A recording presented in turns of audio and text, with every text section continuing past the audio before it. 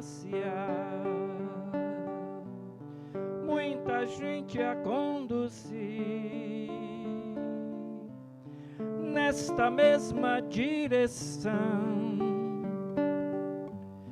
fazer tudo nesta vida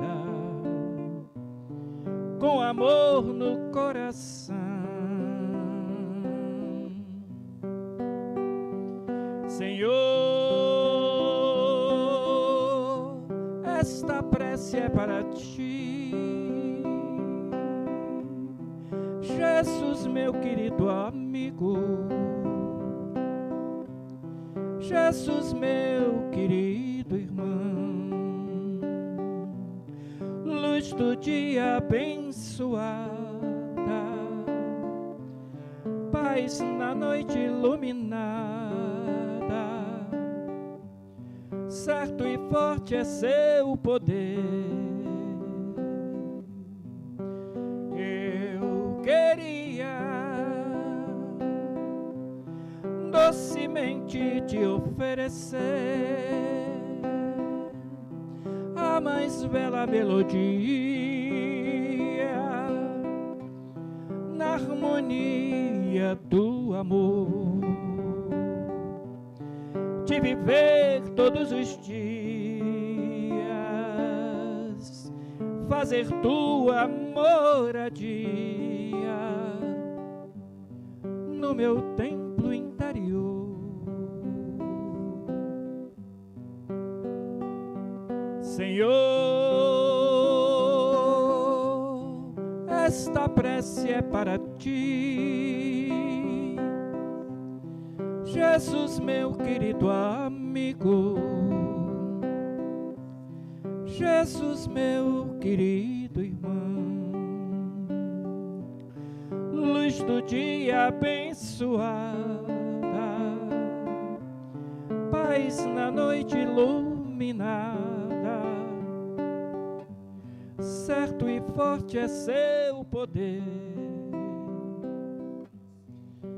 Eu queria docemente te oferecer a mais bela melodia na harmonia do amor, de viver todos os dias, fazer tua moradia no meu templo interior.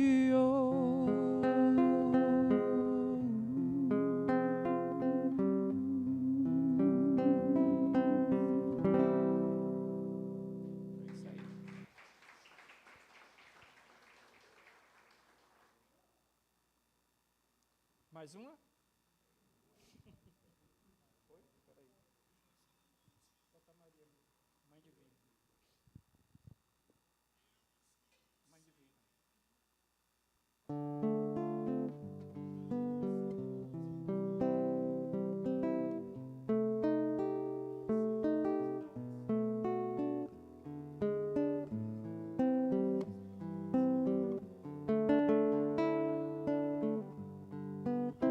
Doce Maria, sorriso de luz, paz constante, seja nosso escudo, nossa harmonia.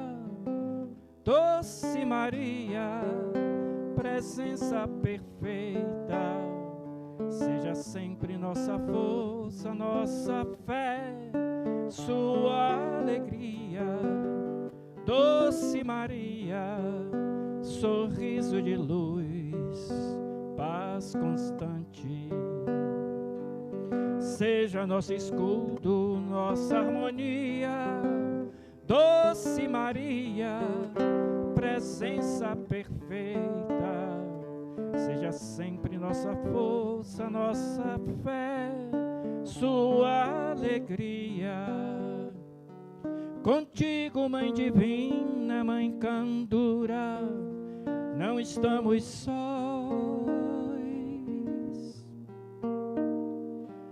Derrama sobre tudo a tua luz, cremos em vós. Escuta nossa prece, Mãe doçura, ouve esta voz que canta para ti, ó Mãe querida, Mãe de todos nós. Mãe do mundo, Mãe dos homens, presença de luz, Mãe de Jesus, presença do bem na nossa existência, envolve-nos na paz do teu amor, Mãe amiga, Mãe querida. És forte e poderosa, ó Mãe bendita, seja por nós, olhai por nós.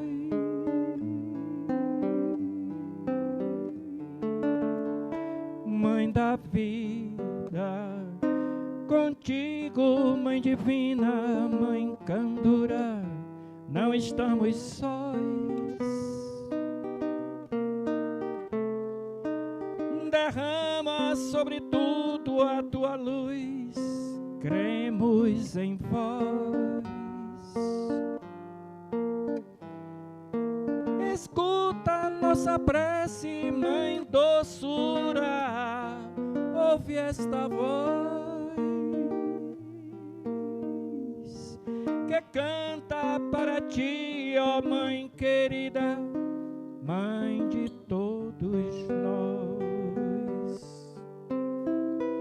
Mãe do mundo, Mãe dos homens, presença de luz, Mãe de Jesus, presença do bem na nossa existência, envolve-nos na paz do teu amor, Mãe amiga, Mãe querida.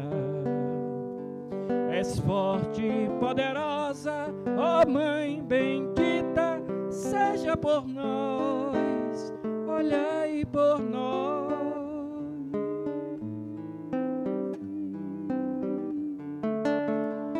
Mãe da vida,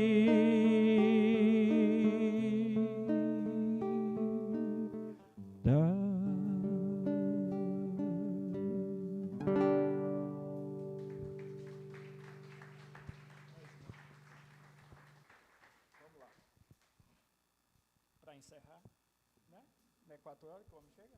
Então, já chegou? Cadê ele? Vou cantar, né? Obrigado. Vamos lá. Jesus no coração. Olha Bete ali, ó.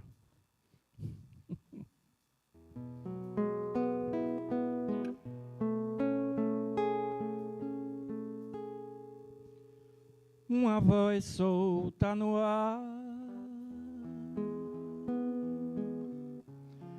docemente a convidar, outra voz pra completar o coro que vem do céu pra falar coisas de Deus, da luz do amor, falar do tempo, do sentimento, falar da paz, falar do dia, da alegria, falar do amor, falar da fé, da esperança, daquela criança que um dia foi, mas ainda tão presente. Falar do rio e do luar, falar das estrelas, do canto no vento, da brisa no ar. Falar falar das cores, falar do caminho, chama por ti, Jesus do meu coração. Eu te sinto tão presente, vem, segura minha mão, vem, conduz a minha mente, Jesus vem iluminar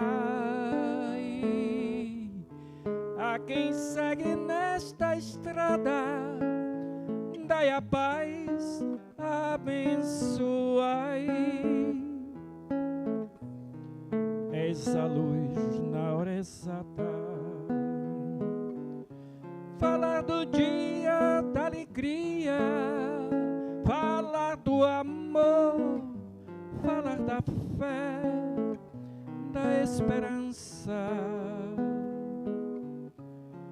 daquela criança que um dia foi,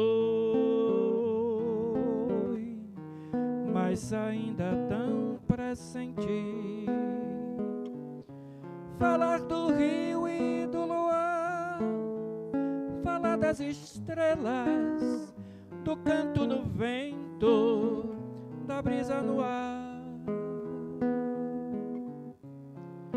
falar das cores, falar do caminho, chama por ti, uma voz solta no ar, docemente a convidar,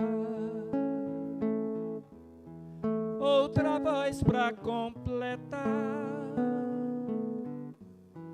o coro que vem do céu pra falar coisas de Deus, da luz do amor, falar do tempo, do sentimento, falar da paz.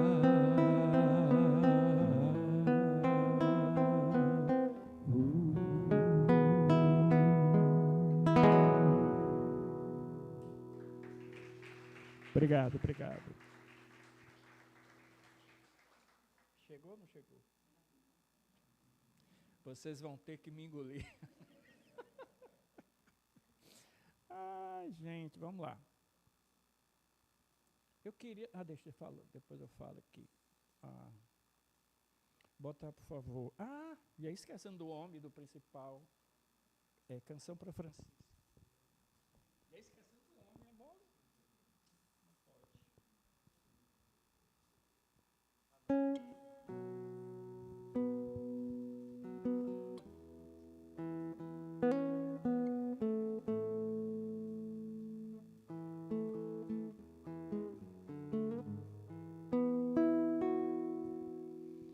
Sozinho estava a lamentar a minha dor,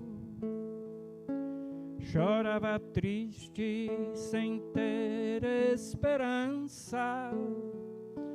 Minha canção era de quem não tinha amor,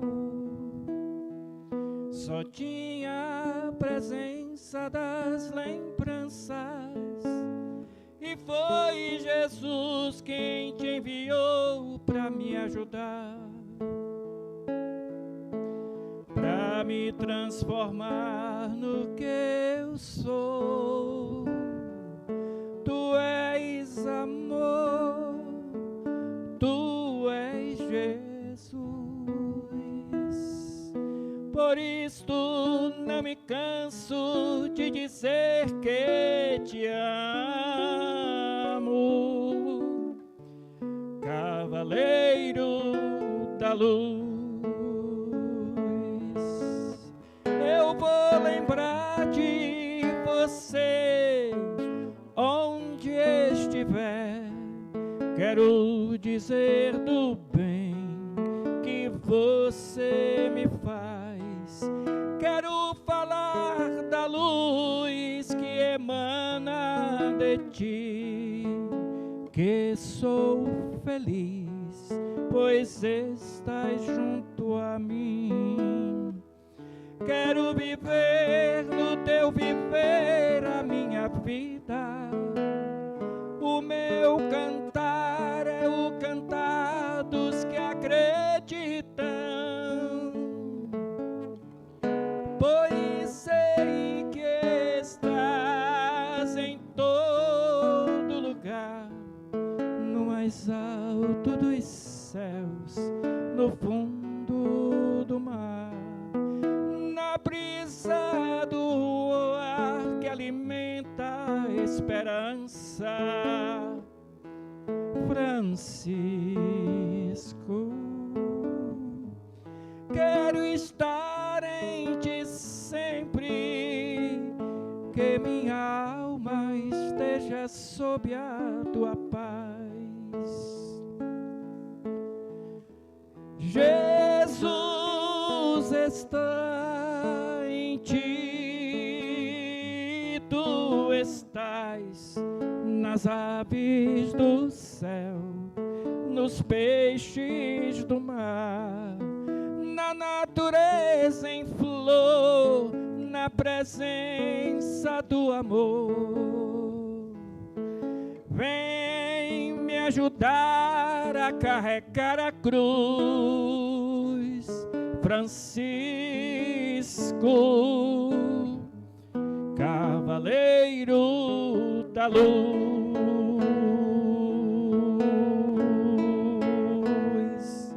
Francisco,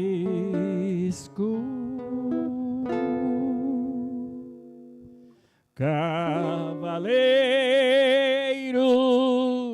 da luz.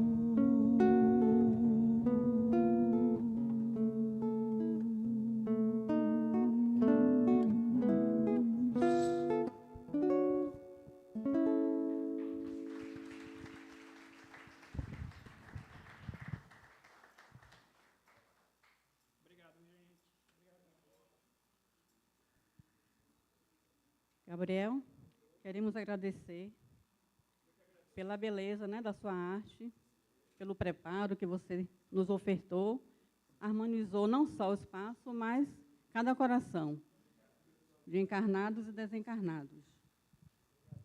Queremos convidar o nosso irmão palestrante, Antônio Carlos.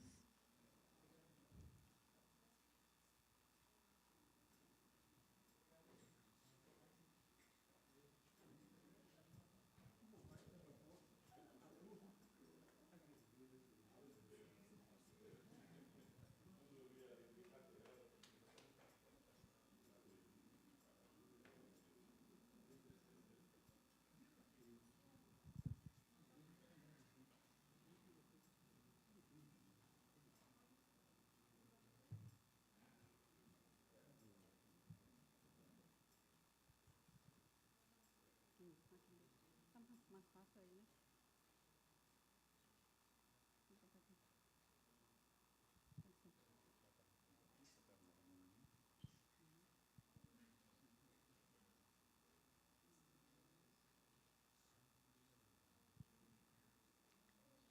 Queremos agradecer ao nosso irmão Antônio Carlos, antecipando nossos agradecimentos de estar em data tão importante, né, para o NEPOM. E vale ressaltar que o nosso querido Antônio Carlos, ele é parte, né, do NEPOM e sempre está aqui presente, enriquecendo as nossas tardes doutrinárias e trazendo sempre a nossa alegria. Vamos, então, ratificar que o NEPOM está utilizando como tema central no nosso seminário de aniversário 160 anos do livro O Céu e o Inferno, as penas futuras segundo o Espiritismo. E hoje, dia 16/8, o nosso irmão Antônio Carlos estará abordando o subtema Princípios da Doutrina Espírita sobre as penas futuras. E vale ressaltar também da importância, né, desta obra, O Céu e o Inferno. e que, né, estamos justamente parabenizando e, ao mesmo tempo, né, colocando a nossa gratidão a mais uma obra que veio, né, para enriquecer a nossa doutrina, que o nosso codificador Allan Kardec nos ofertou.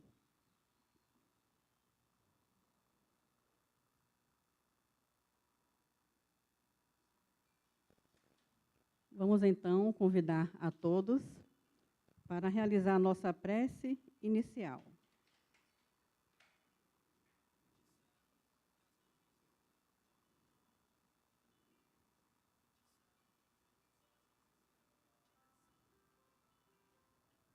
Amado Mestre Jesus, Maria Santíssima, espiritualidade ao maior, espíritos amigos, responsáveis por esse trabalho, pela nossa doutrinária, embalados por esta música, por essa canção tão significativa, nos conectamos através do pensamento ao alto, para agradecermos todo o preparo que a espiritualidade maior preparou para nós e que cada um que aqui nos encontramos recebemos um sorriso por aqui estarmos, por termos optado estar nesta data tão especial. Que o Mestre amado possa envolver cada um de nós, envolvendo especialmente o nosso palestrante, Antônio Carlos, que de maneira carinhosa preparou o material e que certamente tocará o nosso coração e que fará parte dos nossos arquivos mentais para a nossa reforma íntima, para melhor caminharmos, não só nós encarnados, mas os irmãos desencarnados também. Se conosco, Jesus, hoje e sempre. Que assim seja. Passando então a palavra para o nosso Antônio Carlos.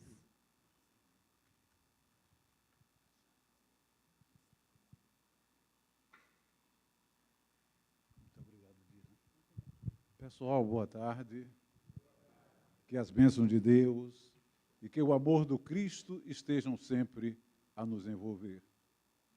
É com muito prazer que aqui nos encontramos, não é?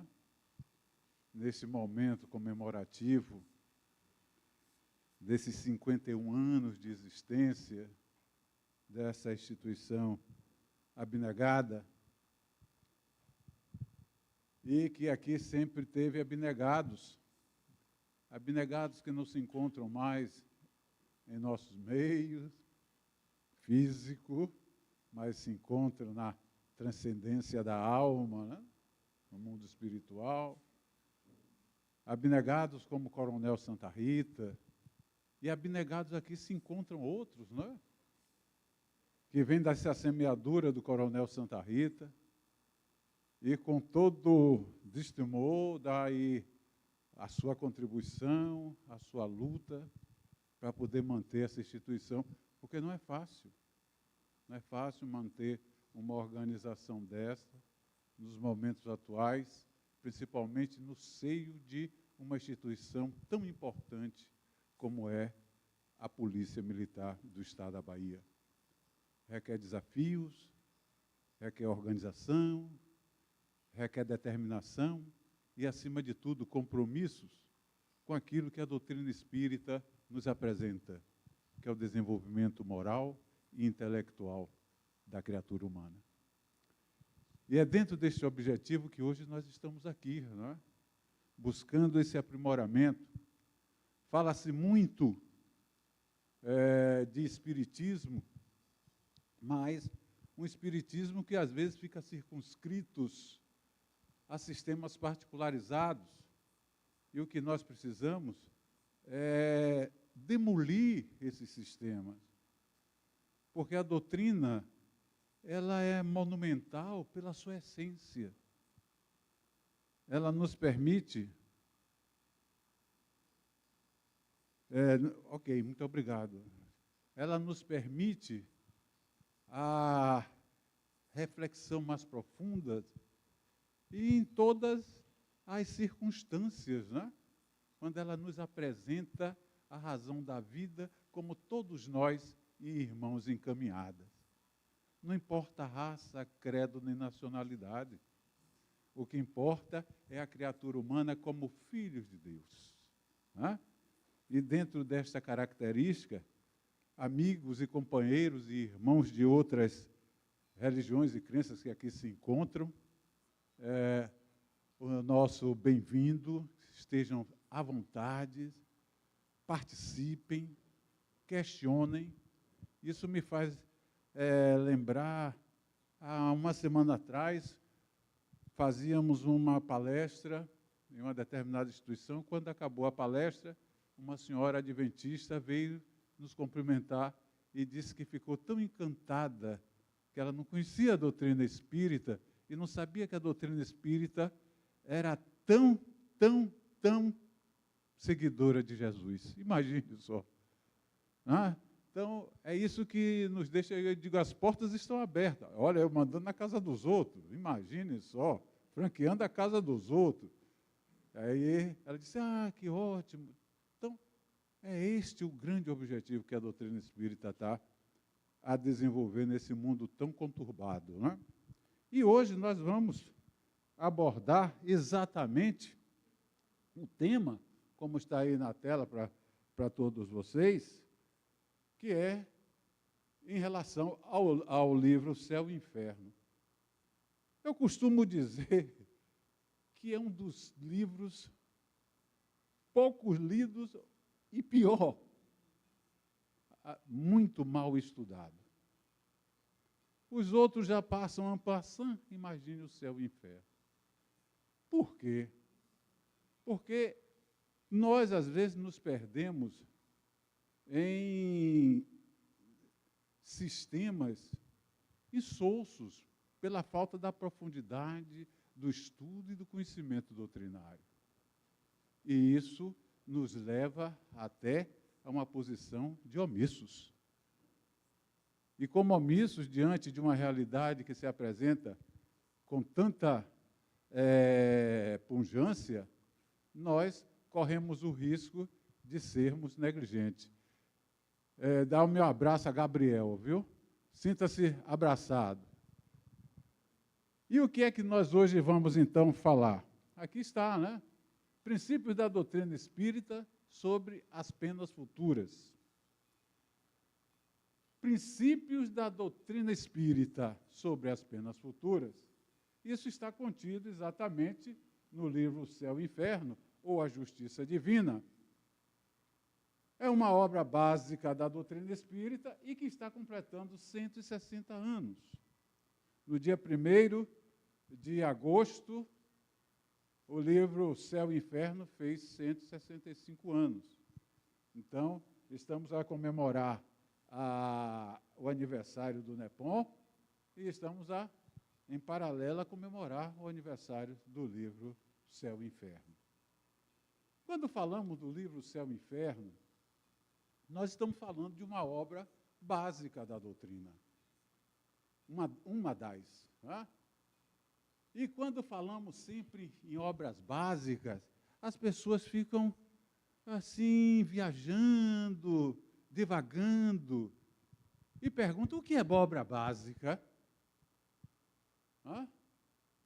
E poucos, dentro do movimento espírita, se dizendo espírita, sabem o que são as obras básicas. Sabe, talvez no encadeamento dos livros, mas qual o sentido, os seus objetivos? Tá? E obras básicas é a denominação que se dá ao acervo literário. Tá? Vamos puxar isso aqui. Deixa eu voltar. Ao acervo literário. Esse acervo literário, Livro dos Espíritos, Livro dos Médios, Evangelho segundo o Espiritismo, o Céu e o Inferno e a Gênese. Aqui está esse acervo literário procedente do mundo espiritual. Esse acervo literário tem exatamente, olhe, uma ordem filosófica, científica e moralizadora. Esse acervo, ele foi codificado por Allan Kardec, onde essas obras, né, dá origem ao quê? A codificação espírita, que também é conhecida como Pentateuco Kardeciano. Aí se encontram as obras básicas. É isso que é obra básica. O livro O Céu e o Inferno faz parte exatamente desse acervo. Em 1857 foi lançado o Livro dos Espíritos, em 1861 O Céu e o Inferno, em 1864 o Evangelho segundo o Espiritismo, em 1865, 160 anos atrás, O Céu e o Inferno, e em 1868 a Gênese. Este acervo nos traz, pessoal, exatamente, olhe, nos traz exatamente isso aqui, olha, princípios. Esse acervo literário nos promove a conhecer princípios. E eu trago como princípios os seus conceitos, né? O conceito de princípios. Início, começo, aqui, né? Quando nós olhamos essa imagem, a obra-prima de Michelangelo, que está lá no teto da Capela Sistina, em Roma, tá? Isso aqui mostra muito bem o que? Um começo, né? O que é que houve? Não, pensei que ele ia precisar fazer desobsessão, mas não. Então, o que é que acontece? Aqui mostra o início, o começo, de quê? Da criação, né? Assim expressou Michelangelo. Então, olha um princípio aqui, o princípio da origem. Princípios, dentro de seu conceito, isso não é mais nem menos do que regras fundamentais, que servem de base para um sistema filosófico, científico, moralizador e ético, moralizador ou religioso, que é onde nós precisamos saber o que é religião. Porque se me perguntarem se a doutrina espírita é religião, eu vou fazer uma segunda pergunta: o que é que você entende como religião? Porque se religião for o que nós percebemos como ele simples fato do religar a Deus, e aí instituirmos sistemas de dogmas, de ritos, de crendices, nós vamos nos perder no contexto do conceito de religião. Mas se nós buscarmos religião na sua essência, conforme a doutrina espírita nos mostra, que é um contexto moralizador, que significa o quê? Revelar leis morais. Como a ciência da academia revela as leis da matéria, a ciência espírita, dentro deste princípio moralizador, vem nos apresentar as leis que regem o espírito. Aí está a razão da religião em nossas vidas. Aí é onde nós vamos apreciar, não esse Deus antropomórfico que está a nos subjugar, a nos maltratar, a nos castigar porque cometemos o erro. Que erro? Se nós não somos perfeitos, se trazemos as nossas imperfeições buscando a misericórdia de Deus para poder lapidá-las. E aí, quando nós paramos, então, para essa reflexão, nós vamos encontrar a grandeza dos princípios. E esses princípios, olha, eles servem de base para esse sistema filosófico, o sistema científico, moralizador, religioso e ético, cujas regras norteiam a essência do conhecimento em torno de algo que nós buscamos realmente conhecer. Aí está a razão da nossa temática de hoje, né? Os princípios da doutrina espírita sobre as penas futuras. Então, penas futuras, já estamos falando aí de código, né? Penas futuras, já estamos falando de crimes. Penas futuras envolve o quê? Código de leis. Então, aí estamos falando de crimes e de penalidades. E como é que isso se desenvolve? E a doutrina espírita nos propicia, dentro do seu conhecimento, a grandeza de podermos refletir. E conhecendo, então, as obras básicas, nós vamos aí, olha, ter a consciência dos princípios que envolvem todo o contexto da obra básica. Todos esses livros, olha, estão fundamentados em princípios inalienáveis, imutáveis. Olha o que eu estou falando. Cláusula pétrea na constituição da vida da criatura humana. E nós vamos ver por que é cláusula pétrea esses princípios que aqui nós estamos abordando. E dentro da obra básica, tudo isso nos chega a partir, olha, do Livro dos Espíritos. É o Livro dos Espíritos que vai ser a primeira obra da codificação. Ele chega a 18 de abril de 1857. O Livro dos Espíritos, como a primeira obra da codificação, veio encerrar as bases fundamentais do Espiritismo. Prestem bem atenção. E tem pessoas que se dizem espírita e não conhecem esta obra. E os que dizem, eu conheço, porque eu já li, o que é que ficou? Olha, achei um pouco chato. Você diz assim.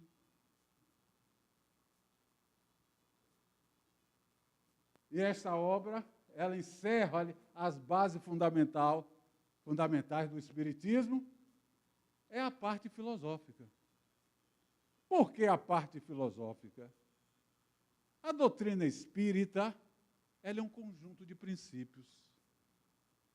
E princípios de ordem filosófica, científica e moralizadora.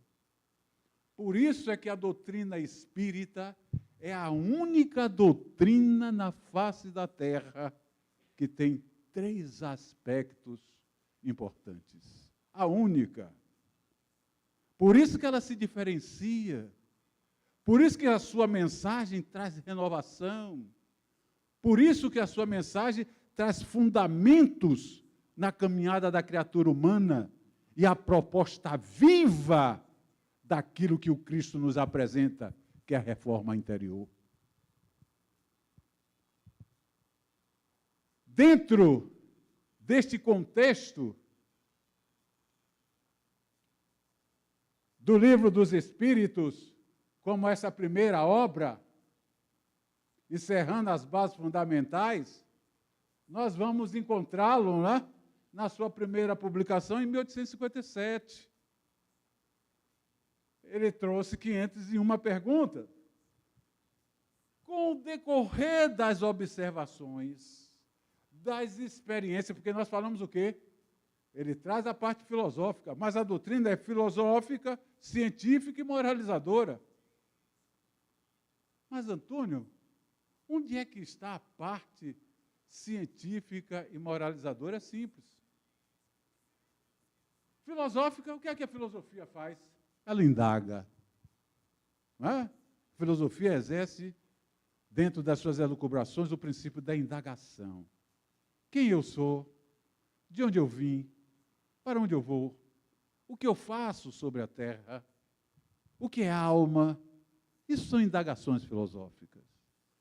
E o Livro dos Espíritos, então, traz esta parte filosófica, mas já permeando a experimentação da explicação, que é a ciência espírita.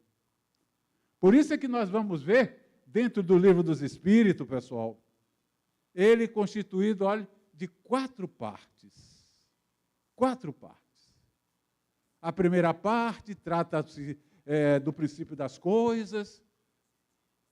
A segunda parte, ou segundo livro, vai tratar do mundo espiritual. A terceira parte vai tratar, olha, da parte moralizadora com as leis morais. Isso filosoficamente. E a quarta parte, ou quarto livro, trata das penas e consolações. Então nós vamos ver a filosofia quando fala de quê? Da origem, causa primeira, o mundo espiritual filosoficamente, as consequências morais filosoficamente. E neste livro, nesses 4 livros, cada um vai gerar um outro livro. Quando nós vamos ver o segundo livro, dentro do livro dos Espíritos, tem muito vínculo com o livro dos Médiuns, que é a parte científica da doutrina. Então, a filosofia indagou. Aí vem a ciência espírita, com sua observação própria, observando o objeto. Qual é o objeto de observação da ciência espírita? A alma imortal. Observa, e nesta observação explica o seu contexto, e esse contexto explicado nos apresenta o quê? Uma necessidade de transformação, que são as consequências morais. Olha o tríplice aspecto da doutrina. E é esta doutrina, com esse aspecto monumental, que em 18 de março de 1860, o Livro dos Espíritos é ampliado. E passa para 1019 questões, é o que ele hoje contém. O Livro dos Espíritos, como sendo esta parte filosófica, vem nos apresentar esses fundamentos da doutrina e nos traz a explicação. Indagou e vem a explicação sobre princípios da doutrina espírita. Observem vocês, a parte primeira do Livro dos Espíritos fala da causa primária de tudo. E começa, sabe qual é a primeira pergunta, pessoal? Que é? Deus não é quem não, hein, pessoal? Que é? Que é? Que Deus não é quem, é que. Então, que é Deus? E aqui está o quê? Princípio da doutrina espírita. Qual é o primeiro princípio, logo? Não podia deixar de ser. Eis a razão que a doutrina está incólume. Isso é filosófico, mas foi para a experimentação da ciência espírita. E é a experimentação da ciência espírita que desconstrói aquele Deus antropomórfico que todos nós conhecíamos lá em outros momentos, lá atrás, aquele Deus que castigava, e aí nos vem o verdadeiro Deus, o Deus da inteligência suprema, causa primeira de tudo que existe, o Pai bondoso, misericordioso e justo para com todos. É o mesmo Deus de Moisés, porém ampliado, como Jesus já tinha nos apresentado, e a doutrina espírita vem e completa a complementação do Mestre diante de nós. Olha o outro princípio fundamental para que nós possamos entender esses princípios agindo sobre as penas futuras. Existência e sobrevivência dos espíritos. O que é que isso significa dizer? É o Livro dos Espíritos revelando a alma imortal. Criada por Deus, existe, sobrevive ao quê? À morte. A doutrina espírita abre os sepulcros, extingue o temor à morte e mostra mais do que nunca de que a morte não é mais nem menos do que um fenômeno de transição, e triste daqueles que a fomenta. E nos traz mais ainda o alargamento de consciência para as virtudes da vida. Isso sim que é importante. Que conforme for os valores que nós desenvolvemos no contexto da vida, as portas da morte não irá prevalecer sobre as nossas consciências. É a alma imortal que a doutrina, então, nos apresenta. E nos apresenta com muita responsabilidade. A alma imortal que não aniquila-se na podridão da campa, que transcende as portas do sepulcro. Então não adianta ninguém querer morrer. Ninguém. Viva a sua vida cada vez mais digna, honesta, fazendo sempre o bem. Porque na hora que chegar a sua hora, vai. Não tem negócio, não aprontei a roupa, não aprontei a mala, não está aí, nem vai chegando. O trem, ó, parte mesmo. E o que é que nós precisamos? Estar sempre com a mala pronta, porque pode surgir aí de imprevisto a viagem necessária. Certo? Isso nos dá o quê? Uma direção para entendermos a nossa responsabilidade como alma imortal. Consequentemente, se a alma é imortal, quando falamos de evolução, a cada existência estamos o quê? Nos aperfeiçoando, conforme for as nossas necessidades do ontem. É outro princípio inalienável. É cláusula pétrea, comum a todo ser vivo. Essa evolução, olha, cai em outro princípio também marcante, reencarnação. Esse princípio vai nos mostrar, dentro das penas e consolações, como isso funciona. Nos mostra que reencarnação não é castigo para ninguém, e sim a grande oportunidade de reeducação. Dentro desta visão ampla, natural e real, a doutrina nos fala da pluralidade dos mundos habitados, que poucos entenderam a mensagem do Cristo quando ele diz: a casa do meu Pai há várias moradas. Que várias moradas são essas? São situações circunscritas? Céu, inferno, purgatório?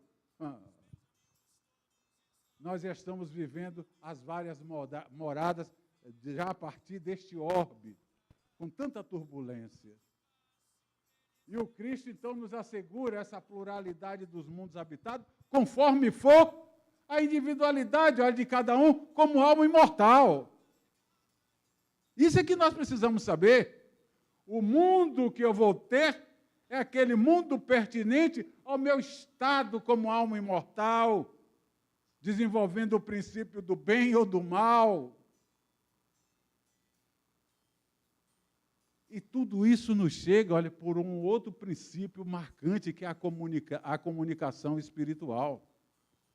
A comunicação espiritual que não ocorreu por acaso, aleatoriamente, mas devidamente sistematizada, controlada, experimentada, para poder se chegar a tudo isso.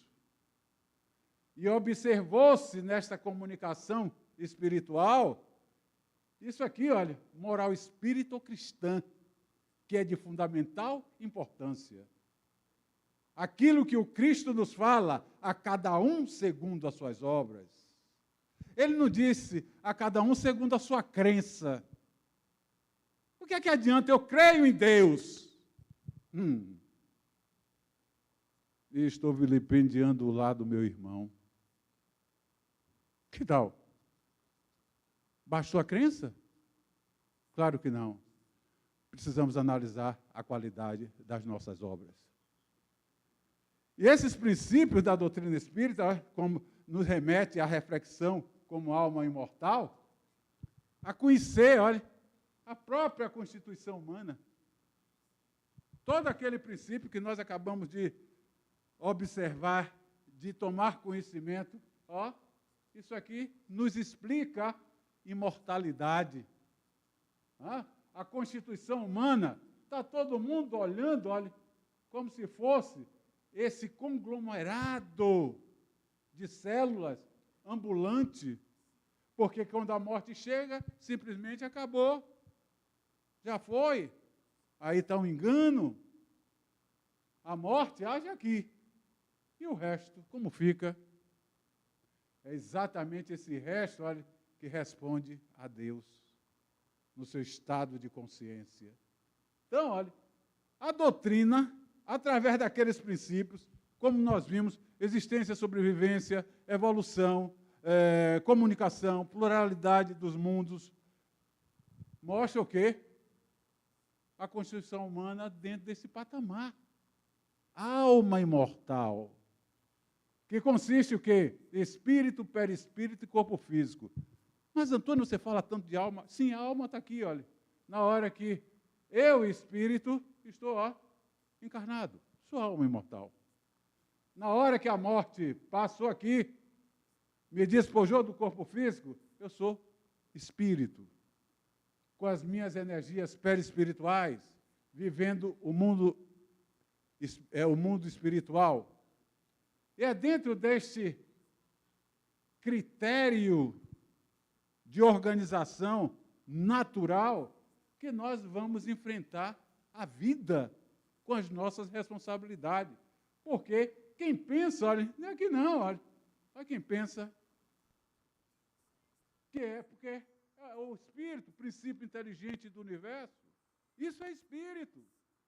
Onde ocorre uma manifestação inteligente, aí está a presença do ser espiritual. Ele, para poder atuar aqui, olha, isso é diferente disso.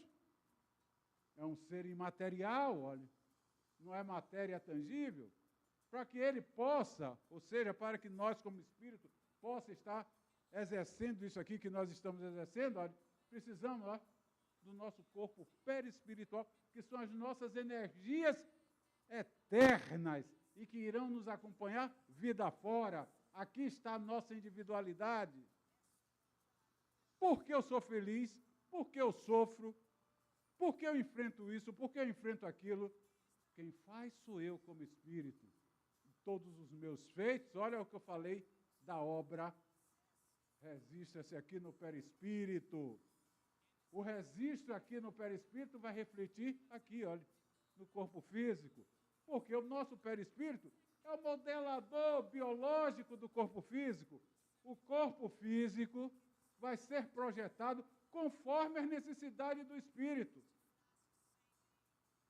O espírito tem necessidade de recapitular a falta que ele cometeu contra aquele irmão, ao promover com a sua fúria o estrangulamento daquele irmão. Ele vai estar lá, olha, enfrentando a necessidade de se reeducar das suas forças, das suas energias e saber utilizar sua mão para promover o bem e não para matar irmãos. Esta pecha vai estar, olha, incrustada no perispírito, que na hora que o espírito voltar à existência física, ele vai moldar o corpo conforme for as suas necessidades. Assim é a constituição humana, pessoal. Ninguém paga por inocente, ninguém sofre castigo algum. Sofre sim, é o processo reeducativo das suas ações. E nós vamos ver que essa constituição humana, fundamentada nos princípios espíritas, como a doutrina nos apresenta, nos remete a conhecer a alma como esse ser imortal. A alma, como esse ser imortal, olha, passa a ser o artista do próprio corpo. Porque se eu tenho, nas minhas deliberações, as ações mais dignas, dignidade será impressa na minha jornada, na minha forja existencial. Mas se a minha atitude fica a desejar, vai ser o correspondente. Então, olha, o espírito é o artífice do próprio corpo. Olha. Por ele talhado a afeição das suas necessidades. O corpo que nós trazemos para a existência física é aquele corpo que corresponde à necessidade de nós como espírito. Aquele irmãozinho que está chegando, portador de deficiências, com as suas anomalias, com seus distúrbios congênitos. Está ali, olha, incrustado no seu perispírito os seus feitos do ontem. E hoje eles chegam, através da reencarnação, trazendo na misericórdia de Deus a oportunidade de se reeducar. Por isso é que quem estiver no seu entorno precisa muita atenção. Precisa muito cuidado. Nós estamos vendo aí, agora, um número crescente de crianças portadoras de distúrbios TDAH, espectro autista, muito grande. E as pessoas têm feito, às vezes, comentários da seguinte forma: não se via isso muito antigamente. Pessoal, não podemos esquecer de que a ciência avança cada vez mais. Correto? Isso é inegável. E que precisamos estar atentos para essas situações. Agora, o que é que nós precisamos estar atentos muito mais? É que se nos chega esses irmãos no seio familiar, aí está chegando alguém que tem compromisso com cada um de nós. Que está ali como pai, que está ali como mãe, que está ali como irmãos. E o que é que nós estamos vendo? Está se criando uma conduta, onde a academia, quem cuida, quem trata, precisa esclarecer aos que têm esses irmãos na sua custódia. O que é que precisa ser feito? Está se jogando muito no colo do diagnóstico o distúrbio associado a quê? A falta de educação. E está todo mundo sendo sufocado. Ah, mas ele é autista, ele é TDAH. Calma, tudo bem.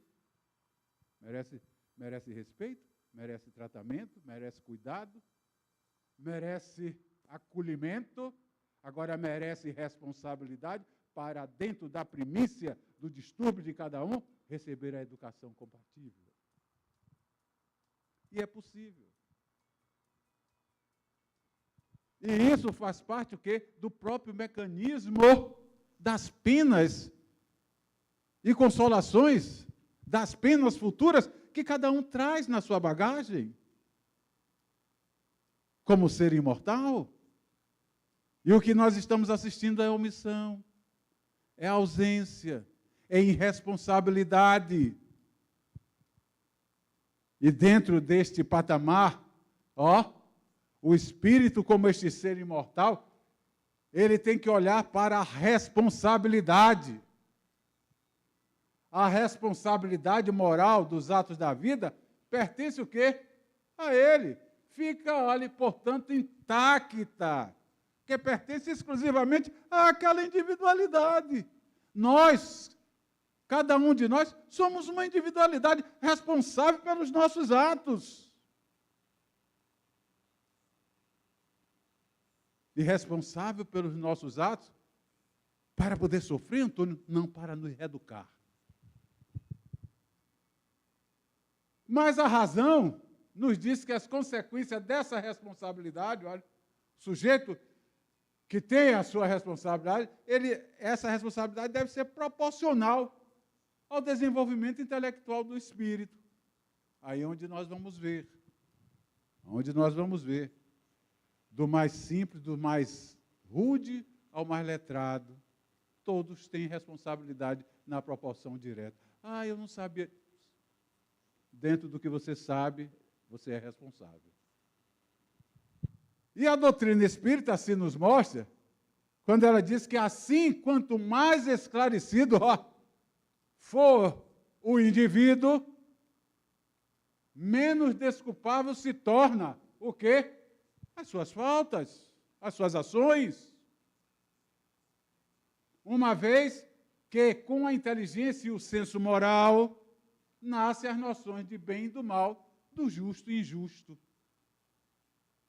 É o que o Cristo nos fala. Há muito que foi dado, muito será cobrado. E o que é que nós estamos vendo?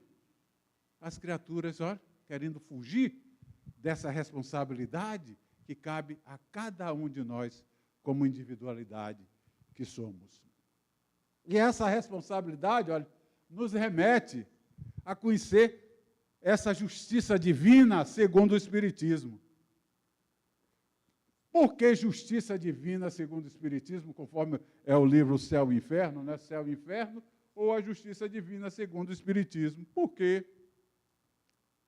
Porque é o Espiritismo que nos traz a análise de toda essa justiça divina dentro desses princípios fundamentais que regem a vida de quem quer que seja.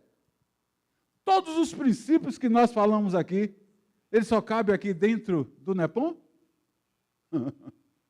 Ele só cabe aqui dentro de Salvador? Ele só cabe aqui dentro do Brasil? Ou ele cabe para a criatura humana como um ser divino e do universo? Aí está a resposta. Por isso, olha, que chama-se justiça divina segundo o Espiritismo. Não é que o Espiritismo criou uma justiça divina, mas o Espiritismo, pelos recursos que o mundo espiritual concedeu, pôde entender tudo aquilo que o Cristo já tinha nos apresentado, que não é à toa quando ele diz, né, que mandaria, pediria ao Pai e enviaria o Consolador prometido. Aí está o Consolador prometido, para nos consolar e nos fortalecer na jornada da vida. A justiça divina, segundo o Espiritismo, olha, que compreende o céu, que está, vamos dizer, contido no céu e inferno. Esse livro, publicado em 1º de agosto de 1865, e que tem o título Céu e Inferno, ou a Justiça Divina, segundo o Espiritismo, exatamente por isso. Por tudo isso que nós estamos aqui falando. Neste livro, reúne todos os elementos próprios para esclarecer o homem em relação ao seu futuro. Conhecendo esses princípios, onde nós sabemos que existe um ser supremo que é Deus, sabendo que dentro do princípio de que eu sou espírito imortal, que precedo ao nascimento e sobrevivo à morte, olha, isso me dá um direcionamento para saber, eu como alma, onde irei parar, conforme for os meus atos, as minhas práticas. E esse livro, né, O Céu e o Inferno, ele é constituído de duas partes. A primeira parte é a doutrina que vai tratar do porvir, do nada, do céu e inferno. Céu e inferno. Vai desmanchar aquele céu mirabolante que foi nos apresentado pelas crenças e fundamentado em Dante de Alighieri.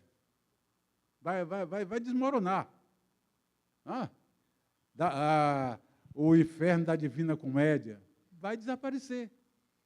Nós vamos ter a noção totalmente diferente do que é este inferno.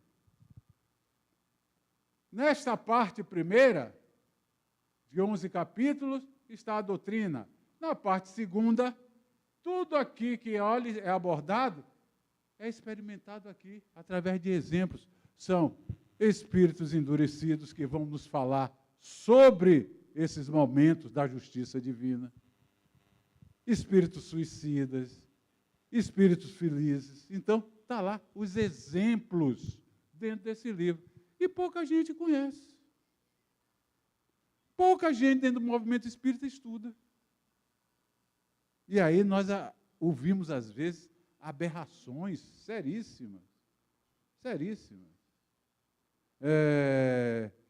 Eu vi recentemente um comentário que está rolando aí na rede, né, de uma dessas senhoras influências, né, que postou a imagem de um cachorro sozinho em casa E como na casa tinha câmara, a câmara fragou o cachorro transitando com medo e sendo, vamos dizer assim, praticamente agredido. O vídeo mostra. E ela falando de sobrenatural, de sobrenatural. E o pior é que tem pessoas dentro do movimento espírita que fica pasmo. Como é que pode isso? Imagina só. Parecendo que o mundo espiritual é uma aberração, é uma coisa estranha. O mundo espiritual está aqui, olha, agindo nesse exato momento, plenamente. E aí fica, porque o cachorro é sensível? O cachorro não é sensível, não, ao contrário.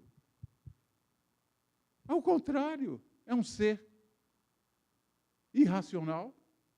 E ali está um desses espíritos, desses irmãos no mundo espiritual, ainda portador das suas imperfeições seríssimas, e que sabe o quê? Se apresentar para o animal, porque é um ser inferior a ele.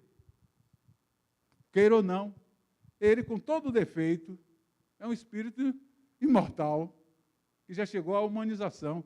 E o cão é um ser irracional. Então está, olha, abaixo dele, na escala hierárquica, zoológica. E aí ele exerce, ele pode plasmar situações de pavor para o animal, pode agredir, o animal se sentir agredido, mas é porque ele é todo poderoso? Não!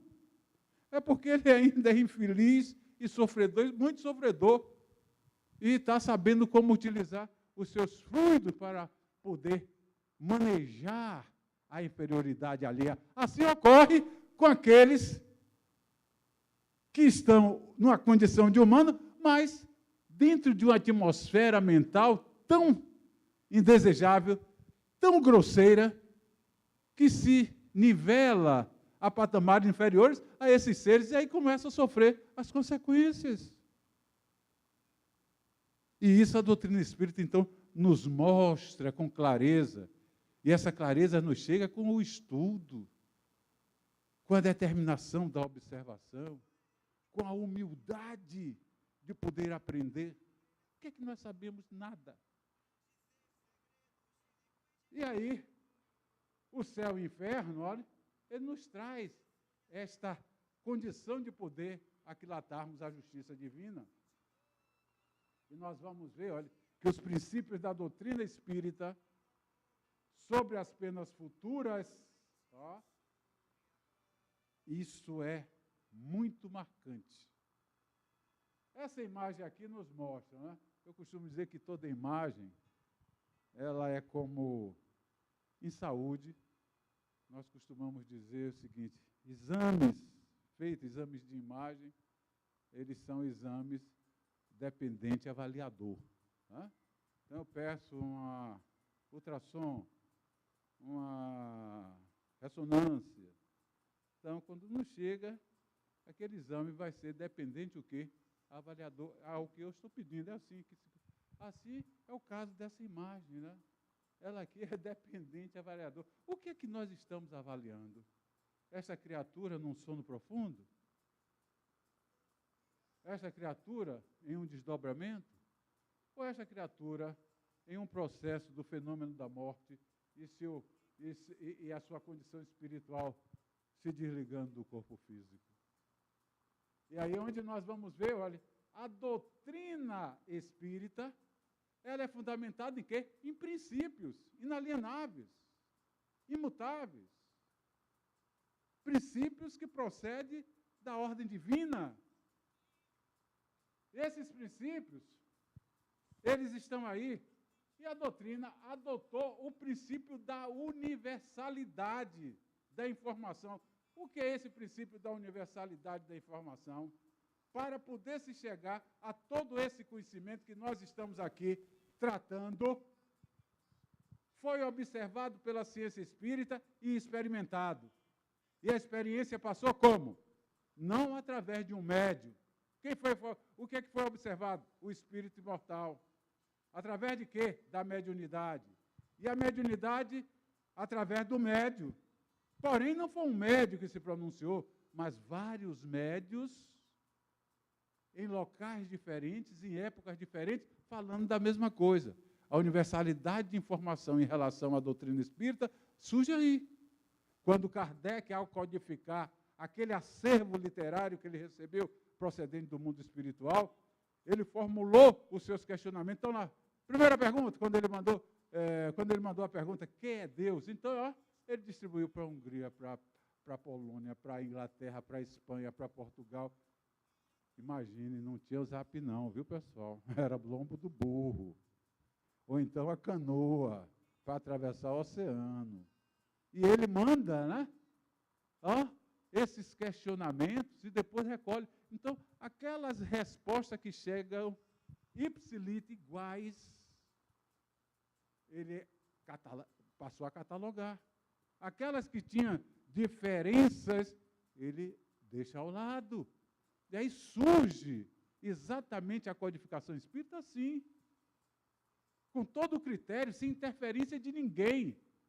A única interferência é a dedicação e a abnegação de Kardec, porque era um homem culto, um professor, tinha métodos e soube organizar aquilo que lhe chegava. E como ele mesmo demonstra quando lança o Livro dos Espíritos, ele não lançou com o seu nome, Hipólito Leon Denizar Rivail. Ele lança o quê? Allan Kardec, com seu pseudônimo. Porque ali ele sabia que aquela obra não lhe pertencia. E ele era um homem de letras, um professor renomado, e ele sabia que aquilo não lhe pertencia. E assim, olha, surge o princípio da universalidade de informação, que foi desenvolvido através de observações e experimentações que asseguraram a autoridade para esclarecer sobre as condições da alma depois da morte.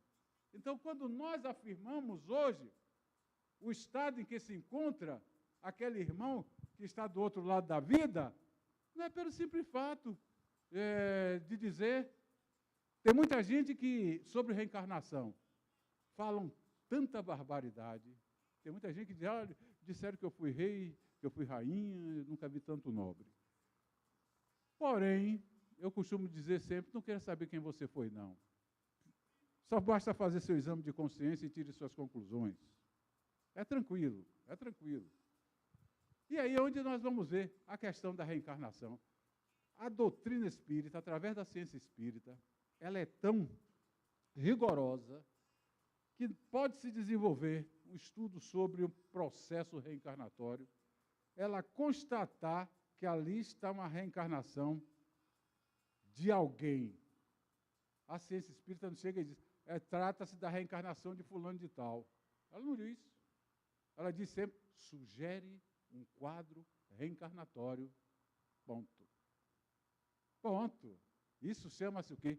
Responsabilidade. Responsabilidade. E ela sugere e deixa aberto para que você amplie, confirme, experimente e conclua. É assim que funciona. É assim que funciona. Por isso é que nós temos todas essas informações. Todas essas informações não nos chegou por um sistema particularizado vindo de um único espírito.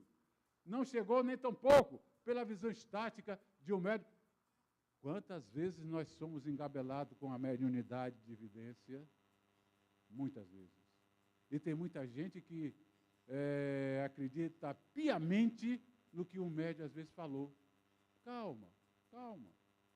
Respeite, respeite. Porém, analise o contexto, a procedência, veja o estado, veja o que se refere, em que condições, tem tudo isso. Isso é responsabilidade para com aquilo que não é nosso. E aí nós vamos ter, diante dessas penas futuras, baseada nos princípios da doutrina espírita, inúmeros exemplos fornecidos daquilo que está na segunda parte do livro O Céu e o Inferno, os exemplos contidos dos espíritos endurecidos, dos espíritos suicidas, dos espíritos felizes, dos espíritos passando a passagem, né, de Sansão, membro da sociedade espírita parisiense. Ele descreve todo o seu passamento após ter morrido e está no velório na sala fúnebre. Ele deixou documento pedindo para ser evocado. para ser evocado, e foi evocado por Kardec. Foi evocado e ele relata o seu passamento. E ele diz que foi permitido a ele revelar, que se não tivesse, ele também não estaria ali, dando as informações pertinentes. Está lá registrado. Então, tudo isso, olha, os inúmeros exemplos fornecidos por esses espíritos, de todas as categorias, nós vamos encontrar dentro do livro Céu e Inferno, espíritos de todas as categorias, inferiores e superiores. E isso nos remete, olha, a ver um código de pena da vida futura, um código penal mesmo. Porque o que é um código, pessoal? Um código não é mais nem menos do que um conjunto, né, de leis, né, que se determinam um crime e as penalidades respectivas para aquele crime. Isso é um código. E aí nós vamos ver o Espiritismo considerando as leis que envolvem a alma. Quais são as leis que envolvem a alma? Todas aquelas que vão de encontro ao princípio de Deus. Né? Todas aquelas que estão ali incrustadas nas nossas individualidades, com os nossos atributos. Então, que envolve a alma, apresenta diversas circunstâncias, essa penalidade, né? Diversas circunstâncias observadas, dentre as quais, olha, o sofrimento. Eu pus aqui, a propósito, pessoal, penalização, porque quando fala sofrimento, todo mundo carrega logo, é sofrimento. Não é. Esse sofrimento está dentro da obra, com todo respeito, mas esse sofrimento corresponde à penalização, que vai ser proporcional à condição da falta cometida por cada um. E essa penalização na vida espiritual, olha, o sujeito está lá já do outro lado, passou pelo processo da morte, decorre da imperfeição, que ele não corrigiu quando aqui estava. Aí é onde entra esse Código Penal da vida futura. E nós vamos ver que a completa felicidade prende-se à perfeição, isto é, à purificação completa dos espíritos. As boas ações que nós precisamos aqui desenvolver, a finalidade nossa na existência física, pessoal, é corrigir as nossas deficiências, é imprimir novos valores, valores edificantes, e não valores efêmeros, transitórios, que não está dizendo nada com a primícia da vida. Nós vamos ver, olha, que dentro deste Código Penal da vida futura, não há uma única imperfeição, olha, da alma que não seja necessário a correção. E nós podemos afirmar, como também não há uma só boa qualidade que não seja recompensada. É assim que o mundo espiritual nos mostra. Então, a cada um, segundo as suas obras, é a caminhada, é a senha para vivermos felizes. Esse código da vida futura, dentro do que nós podemos observar do estado que envolve a alma, olha aqui, olha que imagem, olha que ambiente tenebroso, olha que verdadeiro furacão essa criatura se encontra. Sendo assim, olha, a alma carrega em si mesmo o seu próprio castigo. Não é que Deus está olhando aquele errou, uma chicotada nele. Não, está aqui, olha, a chicotada está no seu estado de consciência, que ninguém foge. Por isso é que nós precisamos ver a qualidade das nossas ações para com o nosso próximo, para com o nosso semelhante, para com o contexto da vida. O que é que eu estou fazendo? Vamos questionar, nesse mundo tão conturbado que ele se encontra, de tanta violência, de tanta mesquinharia, de tanta pobreza moral, nós precisamos repensar, pessoal. Estamos vivendo os momentos da grande transformação. E essa transformação, olha, levará muitos a esta situação de verdadeiro rancor, de verdadeira angústia, de verdadeiro ranger de dentes. Aí, olha, é onde a alma carrega em si próprio o castigo, ou o prêmio, por onde quer que ela esteja, sem necessidade de lugar circunscrito. Vem a doutrina espírita através do livro O Céu e o Inferno e nos desconstrói a figura do inferno circunscrito. Cadê ele nas labaredas profundas dos infernos? Não dá. Cadê o cão aqui com o tridente para estar espetando ele? Não está. O inferno, alta temperatura, as chamas tenebrosas está aqui no seu estado de consciência, que muitos de nós estamos vivendo. Jogam na conta do pobre do cãozinho, coitado, lá cheio de chifre, um tridente na mão, que ele que é culpado. Olha, cuidado, senão ele lhe pega. Parem com isso. E dão ao cão mais força do que Deus, mais poder do que Deus. Porque todo mundo teme ao cão, mas não teme a Deus. Porque estão fazendo tanta bagunça aí. Tanta bagunça. E, a bem da verdade, este inferno circunscrito, das profundezas do inferno, que vai queimar eternamente, Deus seria um Pai injusto, um Pai indigno para com todos nós, quando assim permitisse que isso acontecesse. Então, não existe lugar circunscrito. É a mesma coisa que, dessa forma, o inferno, ele está, então, por toda parte, onde existe a criatura humana em sofrimento. Aí está o inferno. Como o céu existe, onde existem as pessoas em felicidade. Com a felicidade, porque todo mundo fala de felicidade. E será que nós estamos proporcionando felicidade? Ou alegria? Alegria é um estado momentâneo, mas felicidade é um estado de espírito. Eu posso estar enfrentando dificuldades, onde eu sei as razões, e estar feliz. Feliz assim, Antônio? Sim, porque meu estado de espírito me leva a superar aquela adversidade. E, consequentemente, eu sou um indivíduo feliz. E é por isso que nós precisamos, entender que o bem e o mal, que se pode fazer, faça, viu, pessoal? Faça o bem. Deixe o mal, deixa de lado. E essa coisa, se pode fazer o bem, não fique medindo distância, não. Porque na hora que nós deixarmos de fazer o bem, nós estamos cometendo um erro gravíssimo. E vamos responder. Assim como, se nós ainda fizermos o mal, pior ainda.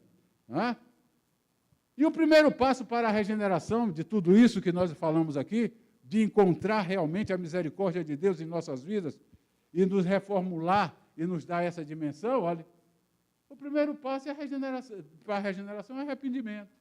Nós vamos ver que o mundo espiritual assegura as condições necessárias,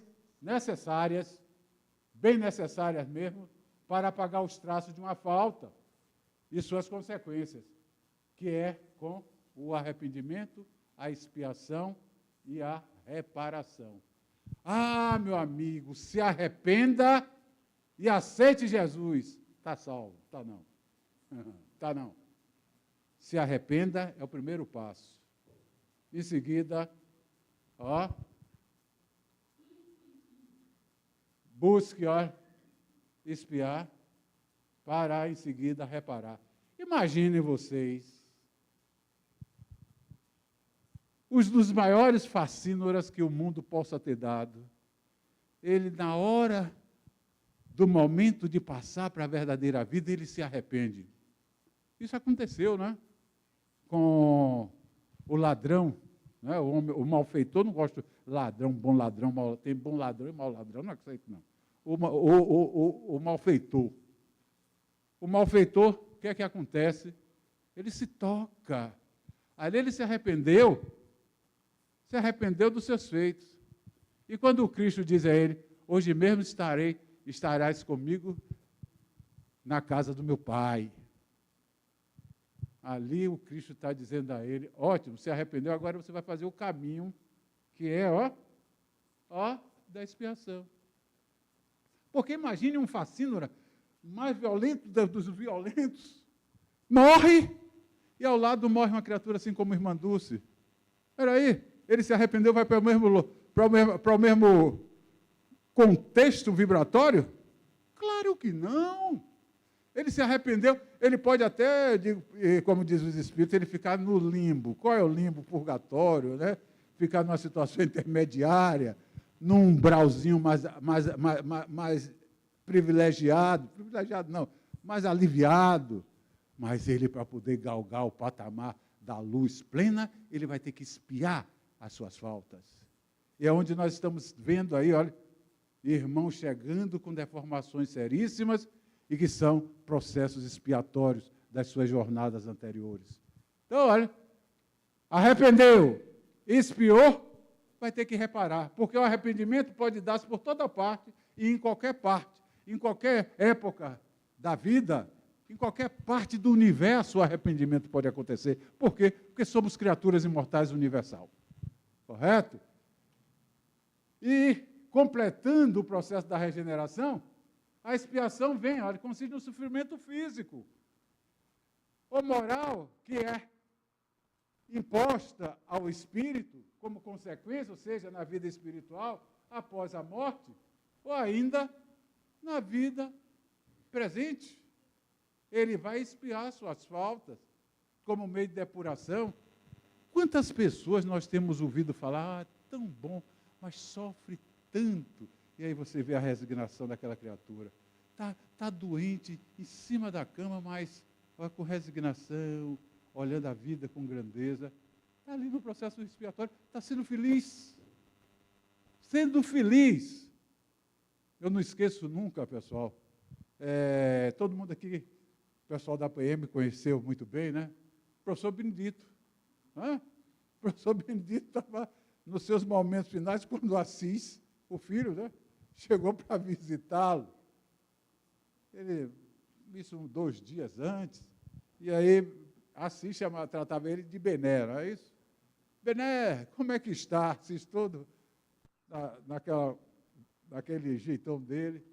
Ele aí parou, olhou para Assis, virou, meu filho, bem, eu não estou. Bom, eu não estou, mas estou muito bem, graças a Deus. O que é que Bené lhe falou? É exatamente o que eu estou falando. Ele está ali naquele processo de doença, uma criatura como todos nós conhecemos, mas tinha seus vínculos para poder ali, olha, estar espiando aquele momento. E ele aceita com resignação, ele aceita com consciência, a tal ponto de que lhe deixou bem mesmo. Lhe deixou bem.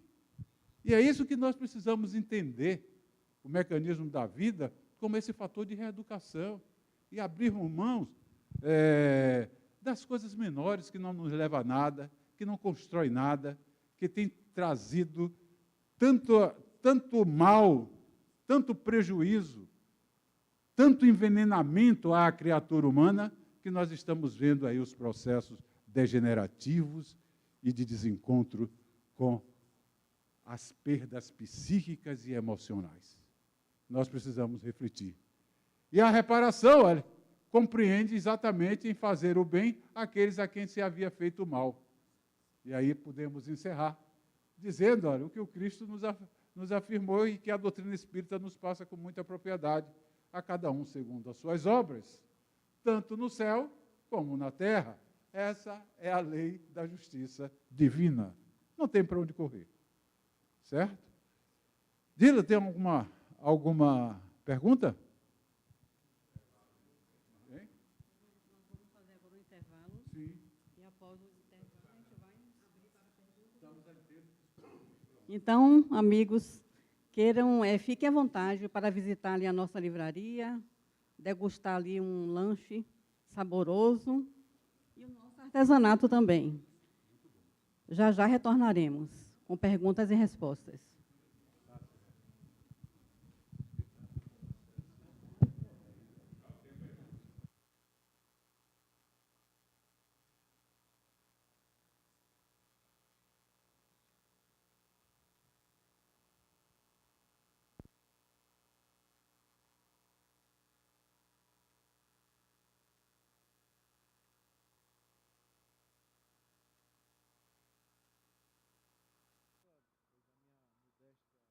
Meu modesto entendimento, a compreensão de que o Espiritismo seja uma religião porque nós não temos dogma, não temos rituais, não temos comandantes.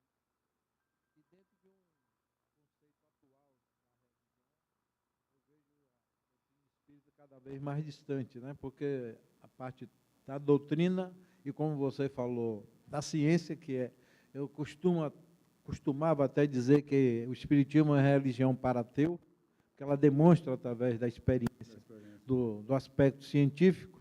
Então, eu ouvi sua opinião se realmente a gente caminha dentro do movimento espírita para entender que a doutrina espírita tem um lado doutrinário e experimental, logicamente que com consequência religiosa, mas que não seja configurada como religião. Qual o seu entendimento?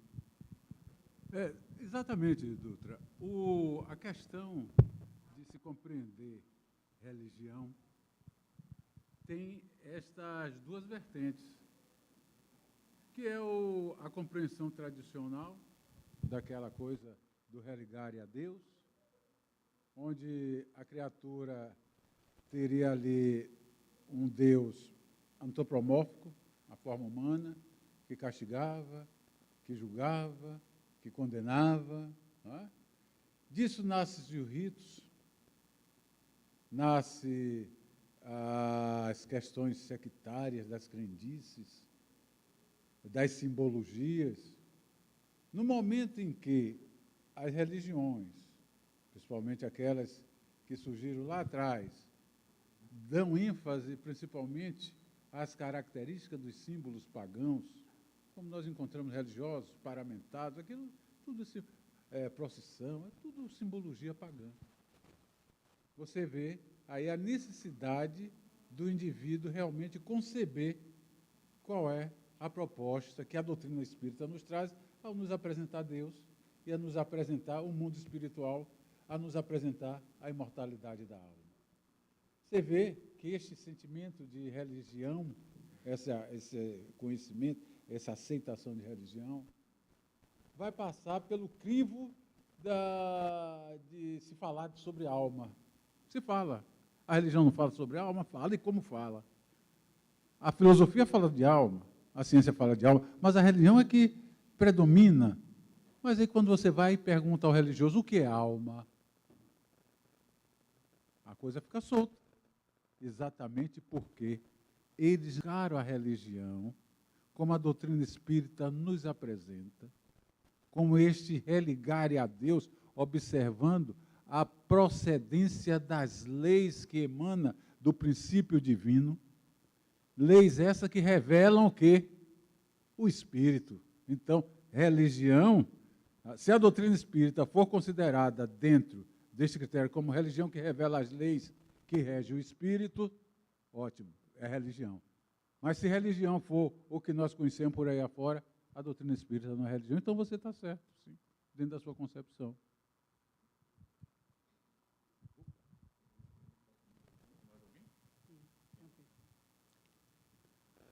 Antônio Carlos, tem uma pessoa que tem uma pergunta, né? Ela tem um seguinte questionamento. O que acontece com as pessoas que cometem suicídio? Pessoal, antes de tudo, o suicídio é um dos grandes momentos de misericórdia para com aqueles, viu? Porque quem comete o suicídio está infringindo totalmente as leis de Deus. Por que infringindo? Porque o princípio da vida é um princípio sine qua non. O direito à vida é um direito dado por Deus. A vida é um direito dado por Deus e, consequentemente, é um direito inalienável, imprescritível. Só a Deus cabe dar, só a Deus cabe retirar. E na hora que nós vamos de encontro a esse princípio que é a vida, nós estamos cometendo uma grande falta contra as leis de Deus, contra a misericórdia de Deus. Então, vamos orar por esses irmãos que estão nessas ameaças, para que eles sejam amparados e libertos dessas situações tão escabrosas. E aqueles que passaram pelo percurso deste declínio, que Deus ampare na sua misericórdia.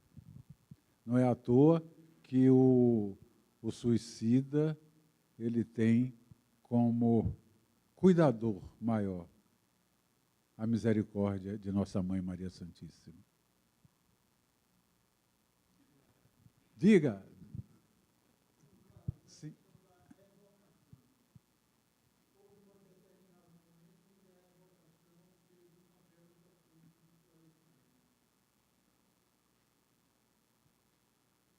No microfone fica melhor. Antônio Carlos, é a questão da evocação. Houve um determinado momento onde a evocação era importante para o esclarecimento da própria doutrina. E hoje em dia, por que não se recomenda tanto essa questão da evocação, inclusive nas reuniões mediúnicas? Olha, você tocou em um ponto que eu costumo sempre dizer. Eu sou muito claro, falta estudo. O que é? Tem companheiros, ou então tem irmãos em outras crenças, que dizem o seguinte: evocar espírito, Moisés interditou. Moisés interditou, quanto mais. Então, se Moisés interditou, é porque a coisa procede, ou seja, existe espírito. Já começa aí. Tá certo? Agora, nós precisamos entender que Moisés interditou porque naquela época se fazia uso da evocação para traficar interesses, como muitos tentam fazer dentro da casa espírita hoje. Saber do espírito, se aquela época, se a colheita ia ser boa, se a vaca ia dar cria. Aí Moisés para com isso. E por isso que ele interditou. É pela vulgaridade que se deu à evocação. Todavia, entretanto, os Espíritos nos falam que a evocação conduzida com disciplina, com respeito e com finalidade digna, eles assistem a todos os instantes. Então, o que é que falta dentro do movimento espírita, dentro das instituições espíritas? É estudo para poder fazer a evocação, porque não deve fazer a evocação de qualquer jeito. A evocação tem um fim, e esse fim é um fim digno, é um fim esclarecedor. Então, o mundo espiritual não proíbe a evocação. O que precisa é que ela seja bem feita, que ela seja feita com responsabilidade e com valores morais. Pronto, somente isso. Eles não fazem porque não sabem, porque não estudam. Aí tem medo. Evocar, não pode. Pode sim, pode.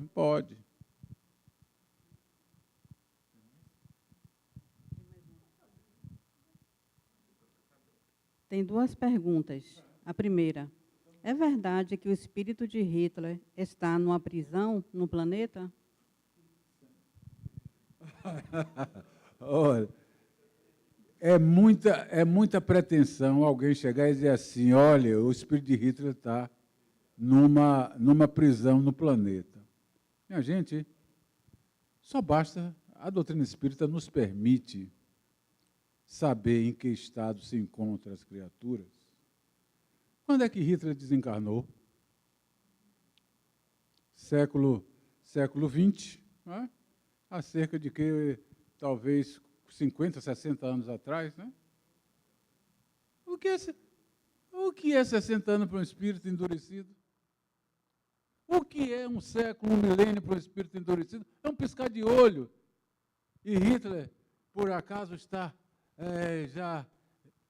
O que nós precisamos é entender quem foi Hitler, quando aqui passou, a extensão dos seus danos, e pedir a Deus misericórdia para que outros Hitlers não surjam, como nós estamos vendo as ameaças, e que cada um de nós não sejamos contaminados pelo declínio dos caráteres e dos pensamentos em desarmonia que tanto está a exercer o incêndio no mundo como Hitler incendiou. Então não nos interessa não, oremos por ele, não precisa saber se ele está em presídio ou não. oremos por ele. Isso sim. Outra pergunta é: o que acontece com os espíritos que não se arrependem? Onde ficam? Não se arrepende, Deus respeita o livre-arbítrio de cada um, porque o arrependimento é a porta de entrada para a reparação. Certo, pessoal? Então, arrependimento, expiação e a regeneração. Se ele não se arrepende, é aquele espírito endurecido. Ele está se sentindo bem ali, dentro do sofrimento dele, dentro do processo expiatório que ele está enfrentando. Paciência, Deus respeita. É incrível, minha gente. O Pai, onipotente, misericordioso, bom e justo, é como os espíritos superiores falam, Deus respeita o livre-arbítrio de todos, do bom, do mal, do justo, do injusto. Agora, aqueles que estão no caminho inadequado, se eles querem continuar, ele respeita. Porém, não fecha as portas. Na hora que o arrependimento lhe bater, ele será acolhido como um filho que retorna à casa do Pai. É assim.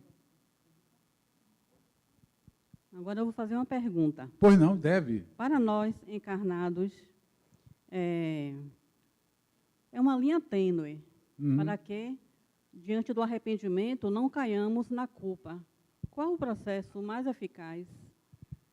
Sentimento de culpa não deve reinar em ninguém. Sentimento de culpa não é arrependimento. Certo? Arrependimento é algo que você para, reflete, tem consciência e diz, eu não deveria ter quebrado isso. Não deveria, e como eu quebrei, olha eu me arrependendo, como eu quebrei, eu vou consertá-lo. Isso é arrependimento. Agora o sentimento de culpa, que angústia.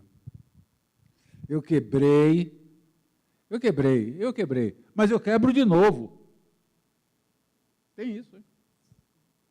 Ah, me fez, eu perdoo, mas eu não quero conversa com ele. Não tem nada de perdão. Não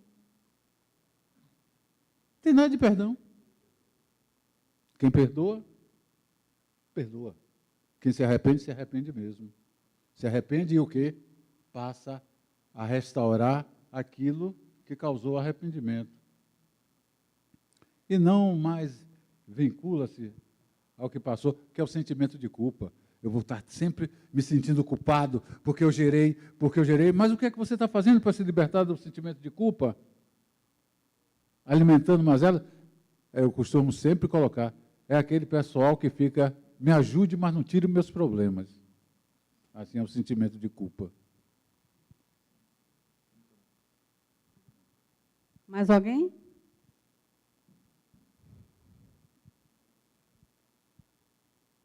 Então, agradecemos ao nosso Antônio Carlos pela generosidade, vou falar assim, de estar aqui conosco em mais um sábado, né, compartilhando com cada um de nós, não só encarnados, mas todo esse cabedal de conhecimento e trazendo sempre com o cuidado, né, e de forma bem assim que qualquer pessoa pode compreender, mesmo que não é espírita.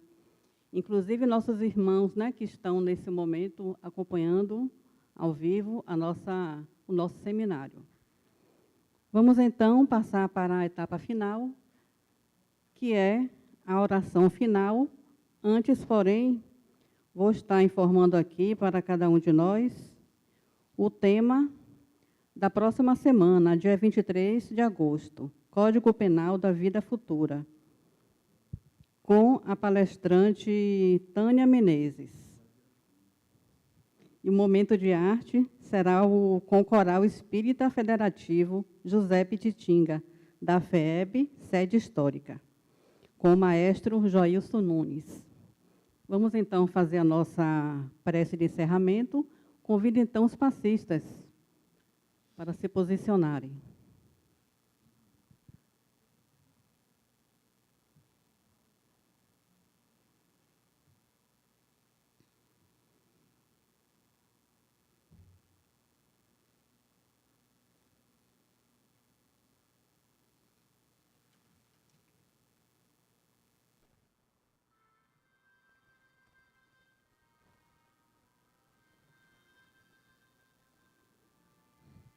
Oração a São Francisco de Assis. Senhor, fazei de mim um instrumento da vossa paz. Onde houver ódio, que eu leve o amor. Onde houver ofensa, que eu leve o perdão. Onde houver discórdia, que eu leve a união. Onde houver dúvidas, que eu leve a fé. Onde houver erro, que eu leve a verdade. Onde houver desespero, que eu leve a esperança. Onde houver tristeza, que eu leve a alegria. Onde houver trevas, que eu leve a luz.